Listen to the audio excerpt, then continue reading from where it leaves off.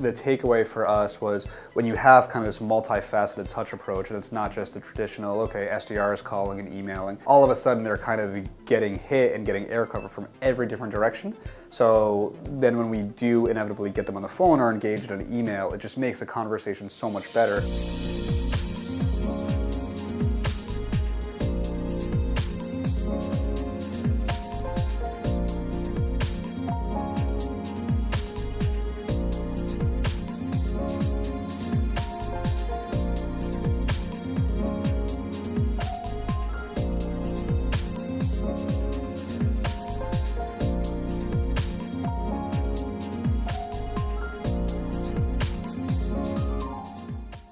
As we embarked on this ABE experiment, we wanted to be able to track the impact of these ABE efforts on campaign performance and revenue generation. And so in order to do that, we took our target account list of about 50 accounts and we created a subset of that list that we use as a control group. We only did our typical cold outbound prospecting methods to that group, and the other group is where we then applied some of our ABE plays. We saw similar engagement in both groups at the account level, so we were able to engage with almost 100% of the accounts that we were targeting. Beyond engagement, the deployed group, or again, those that were getting the ABE plays, we saw 55% of the accounts that were engaged and we ended up setting meetings with, versus on the suppressed group that we were only able to set meetings with 33% of the accounts that were engaged. Moving down the funnel, 100% of the demos that we scheduled with the deployed group resulted in opportunities being created, where 30% of the demos that were done with the suppressed group resulted in opportunities being created.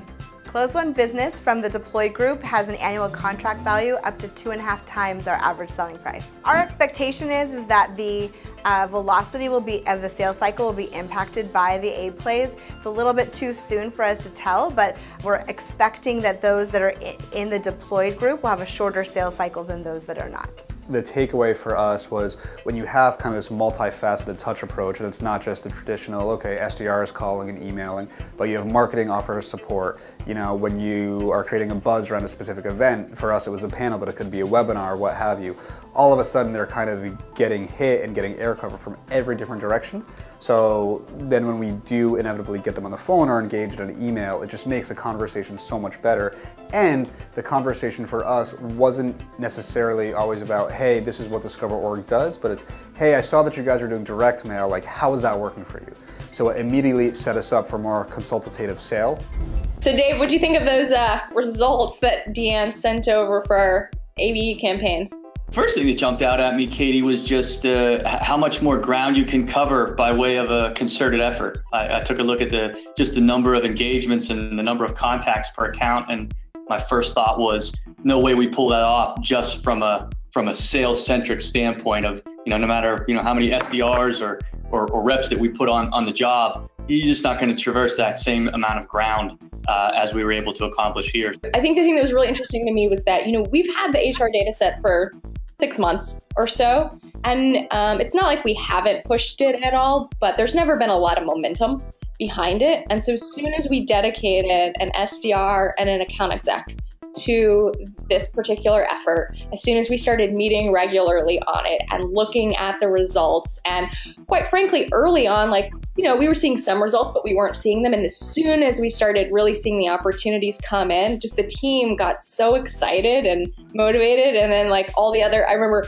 Jake saying they got back from HR tech and all the other AEs were like, we want a data set, or we want to do an ABM campaign as well, because they were so excited about it. So that was, I think, that was really gratifying. It's always a good reminder when you sort of intend your focus and you say, hey, this is going to be something that we really all look at the same way and treat with some importance. I think you end up accomplishing your objective by heightening your focus, as opposed to if every day everybody's just running hard in 10,000 different directions. There's hard work going on, but without that heightened focus and that sort of unified goal, yep. I don't think you accomplish near the same effectiveness. What would you do different if we could have a do-over? Would you go back and change anything? Yeah, I think one of the things that I think really struck me, we were about halfway through the email sequence when the SDR who was working the account, Chris, came in and said, it's just now dawning on me that this market doesn't actually understand what sales intelligence is. And so, when we talk to folks in the IT market, they've had solutions like DiscoverOrg forever, but folks in the HR tech market haven't. So they're saying, oh, are you like a list provider? And we're like, no. And so I think that the aha moment for me there was, it was a new market. We should have done more education up front. So there was sort of this top of funnel educational mission that marketing could have done a lot more of before we actually started the email sequences, which were great. They were really personalized. We did everything right from that perspective, but it took a little bit longer for those prospects to understand the value of what we offered versus what they were used to. So what surprised you? I think what surprised me was how effective the event that we went to ended up being. I feel like that really anchored things. I felt like that really gave somebody something to work towards, which, again, like I said a minute ago, if you don't have this concerted effort of cross-functional account-based strategy, then maybe you're just running in a bunch of directions all day long. In a similar way, if you don't have chronologically this important mile marker to achieve or that you're working towards, I think same thing. You could spend a lot of resources, but you don't really know how you're doing or what your progress is. And so maybe that event is something that I undervalued coming in, but I think that's maybe an important component that I didn't give enough credit to. So that's what's exciting, right? We're getting ready to do it again with the legal and compliance data set coming up first of the year. So I'm excited about that. I think all of these things that we've learned we'll take into that next project, and we'll probably learn new things from that one as well and get it better the next time.